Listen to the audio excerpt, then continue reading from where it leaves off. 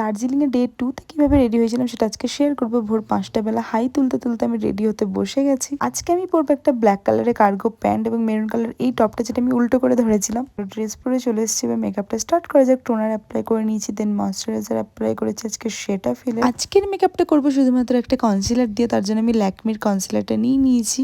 আমার all time favourite liquid ব্লাশটা ছাড়া তো আমার চলবেই না। পাউডার দিয়ে সেট করার পর আমি একটা পাউডার ব্লাশ অ্যাপ্লাই করে নিয়েছি। আইব্রোটা আমি ফিল করি মার্সের আইব্রো কিট দিয়ে।